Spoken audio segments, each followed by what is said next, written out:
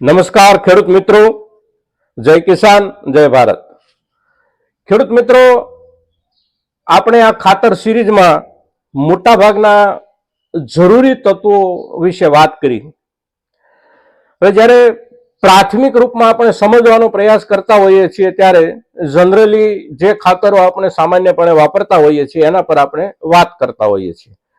પણ જ્યારે ચર્ચા ધીમે ધીમે આગળ વધે અને ઊંડાણપૂર્વકની સમજણ સુધી આપણે જવાના સમયે જ્યારે આપણે જઈએ છીએ ત્યારે ખાતરમાં વિશેષ તત્વોની જે આવશ્યકતા હોય છે આપણા છોડ અને ખેતીને માટે, એ પૈકી જે અગત્યના બે તત્વો છે પોટાશ અને સલ્ફર. તો આ બંને તત્વો આપણને કયા ખાતરમાંથી મળે છે અને કયા ખાતરમાં નથી મળતા. હવે જ્યારે નથી મળતા ત્યારે આપણે એને આપવા છે તો કેવી રીતે આપી શકીએ એના ઉપર આપણે સામાન્ય ચર્ચા કરશું.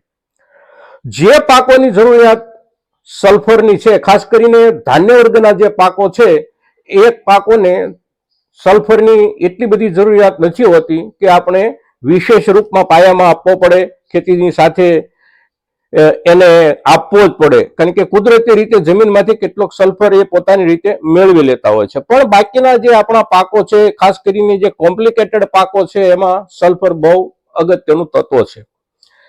પાયાના ખાતરમાં જ્યારે આપણે ડીએપી વાપરીએ છીએ ત્યારે એમાં સલ્ફર નથી મળતું, એનપીકે વાપરીએ છીએ તો એમાં પણ સલ્ફર નથી મળતું. સલ્ફર મળે છે માત્ર આપણને સિંગલ સુપર ફોસ્ફેટમાં, જેમાં 11% હિસાબથી આપણને સલ્ફર મળે છે. એટલે 50 કિલોની બેગ આપણે વાપરીએ છીએ તો 5.5 કિલો સલ્ફર આપણને એમાંથી મળે છે, અને બાકીનો એમાંથી 16% લેખે આપણને ફોસ્ફરસ મળે છે, જે 8 કિલો વજન એનું એક થેલીમાંથી આપણને મળે છે. જે પાકોમાં સલ્ફરની જરૂરિયાત છે એ પાક વિશેષ સલ્ફર સારવારથી દૂર રહી જાય છે. એને માટેનો ઉપાય શું? તો બજારમાં આપણને અલગથી માત્ર સલ્ફર તત્વ મળે છે અને એ ખાતર વાપરવામાં બહુ અનુકૂળતા વાળું ખાતર હોય છે. આપણી જે દાળ હોય છે, મગની દાળ જે હોય છે, અડદની જે દાળ હોય છે, એ દાળની સાઈઝ અને એ દાળનો જે આકાર, એનો જે દેખાવ છે એ પ્રમાણે દાણાદાર સલ્ફર ટીકડીના રૂપમાં માર્કેટમાં મળતું હોય છે. અને એ સલ્ફરની અંદર સલ્ફરની જે ટકાવારી છે એ 90 થી લઈને 90, 92, 95 અને અંતિમ 98% સુધીની હોય છે. બજારમાં કંપનીઓ પ્રમાણે એના ભાવમાં થોડો ફેરફાર હોય છે. 5 કિલોની બેગ પણ આપણને મળે છે, 10 કિલોની બેગ પણ આપણને મળે છે અને 25 કિલોની બેગ પણ આપણને મળે છે. સ્વાભાવિક રીતે જે ખેતી પાકો છે આપણા, એમાં જે સુગંધયુક્ત પાકો છે, ગંધયુક્ત પાકો છે અને જે તેલીબિયાયુક્ત પાકો છે, એમાં ગંધક ફરજિયાત જરૂરી છે. કોઈ પણ રૂપમાં આપણે એને ગંધક પાયામાં આપવો પડશે. જેટલો ગંધક આપણે એને જરૂરિયાત છે એટલો જો પાયામાં આપશું તો એ ઉત્પાદનમાં આપણને બહુ મોટો લાભ થશે.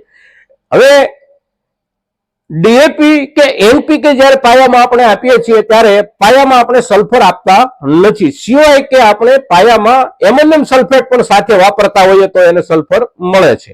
હવે એમાંથી એક પણ ખાતર આપણે નથી વાપર્યું પાયામાં તો સલ્ફરની ખામી રહી જાય છે આપણા છોડમાં. એની પૂર્તિ કરવા માટે આપણે 1 વીઘે સરેરાશ 5 થી 6 કિલો કે 7 કિલો જેવો આપણો પાક, માની લો કે ડુંગળી છે કે લસણ છે, તો એવા પાકની જરૂરિયાત બહુ મોટી હોય છે સલ્ફરની. પણ બાકીના જે આપણા સામાન્ય પાકો છે એમાં એટલી બધી જરૂરિયાત સલ્ફરની નથી હોતી. 1 વીઘામાં આપણે 5 કિલો કે 4 કિલો આટલો સલ્ફર પાયાના ખાતરોની સાથે ઉમેરીને આપશું તો આપણા પાકોની જરૂરિયાત સચવાઈ રહેશે. સલ્ફર વિશેના ખૂબ બધા કોમેન્ટમાં સવાલો ખેડૂત મિત્રો તરફથી આવ્યા છે, એટલે આજે આપણે આ સલ્ફર બાબતની ચર્ચા કરીએ છીએ. સલ્ફર અને પોટાશ આ બેને સમજવામાં પણ ક્યારેક આપણે ભૂલ કરતા હોઈએ છીએ. જેમાં આપણને પોટાશ મળે છે, જેમ કે એનપીકે જ્યારે આપણે વાપરીએ છીએ ત્યારે એમાં આપણને પોટાશ મળે છે.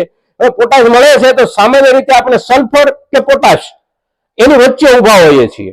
એટલે આપણી આ સમજણને પણ આપણે સ્પષ્ટ કરવી પડશે કે સલ્ફર છે એ સંપૂર્ણ અલગ તત્વ છે અને પોટાશ છે એ પણ સંપૂર્ણ અલગ તત્વ છે. બંનેની કામગીરી પણ અલગ અલગ પ્રકારની છે, બંનેની જે જરૂરિયાત છે છોડની એ પણ અલગ પ્રકારની છે. અને વિકાસની જે આખી પ્રક્રિયા છે એ વિકાસની સમગ્ર પ્રક્રિયામાં સલ્ફરનું કામ પણ જુદા પ્રકારનું છે અને પોટાશનું કામ પણ જુદા પ્રકારનું છે. એટલે દરેક તત્વોના જે અલગ અલગ કામ છે એ અલગ અલગ કામ અને અલગ અલગ જરૂરિયાતના હિસાબથી આપણા છોડ કે આપણા પાકને આ બધા ખાતરના તત્વોની જરૂરિયાત રહેતી હોય છે. એટલે સલ્ફરના જેમાં જેમાં જરૂરિયાત હોય છે સલ્ફરની, એમાં એ પાકમાં પાયામાં સલ્ફર આપણે આપવો છે અને આપવો પડશે. આપશું તો એનાથી આપણને લાભ થશે. એટલે સલ્ફર તત્વો આપણને બજારમાં સરળતાથી મળી શકે છે. જે ખેડૂત મિત્રોને પોતાના વાવેતરમાં જરૂરિયાત દેખાય એ વાવેતરમાં સલ્ફરનો આપણે ઉપયોગ કરી શકીએ છીએ. સલ્ફર વિશેની ચર્ચા આપણે લગભગ એક અઠવાડિયાથી કરવાની જરૂરિયાત હતી એવું મને લાગે છે, પણ એ આપણે ન કરી શક્યા. આજે આપણે કરીએ છીએ. તો આ સલ્ફર અંગેની જે આપણી ચર્ચા છે એ ચર્ચા મહત્તમ ખેડૂતો સુધી પહોંચે એવા આપણે સૌ પ્રયાસો કરશું. જય કિસાન, જય ભારત.